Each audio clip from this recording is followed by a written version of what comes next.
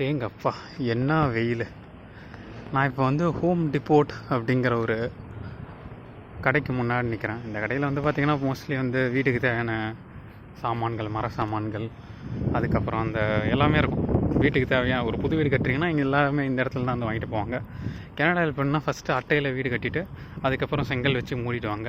ஏன் இந்த அட்டையில் வீடு கட்டுறாங்கன்னா இங்கே ஃபாரஸ்ட் இது வந்து மரம் ரொம்ப அதிகம் அப்படின்னு வச்சுக்கோங்க. இன்னொன்று குளிர்காலத்தில் வந்து அப்போ தான் வந்து தாங்கும். ஸோ அதனால தான் வந்து இந்த மாதிரி வுட்டெல்லாம் வச்சு அவங்க வீடு கட்டுவாங்க. இது வந்து பார்த்திங்கன்னா அந்த கண்டெய்னர், இந்த லாஜிஸ்டிக்ஸ் கண்டெய்னர் வழியாக தான் எல்லாமே வரும். இதுக்குள்ளார அப்படியே ரிசீவிங் பண்ணிக்குவாங்க. இங்கேருந்து வாங்கி வச்சுக்குவாங்க. அதுக்கப்புறம் உள்ளார அப்படியே அதுக்கேற்ற மாதிரி அசம்பிள் பண்ணி வச்சுருவாங்க.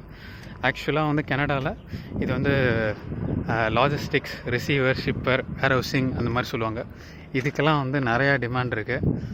வீசா தான் பிரச்சனை. வீசா வாங்கிட்டு உள்ளார வந்துட்டாங்க. இப்போ படிக்கிற பசங்களாம் பார்த்திங்கன்னா வீசா வாங்கிட்டு அவங்க அங்கே என்ன வேலை செஞ்சுருந்தாலும் இங்கே இது கொஞ்சம் நல்ல சம்பளங்கிறதுனால மோஸ்ட்லி ஈஸியாகவும் வேலை கிடச்சிருங்கிறதுனால இந்த வேலைக்கு தான் போகிறாங்க. ஸோ இப்படி தான் இருக்குது மக்களே கனடா.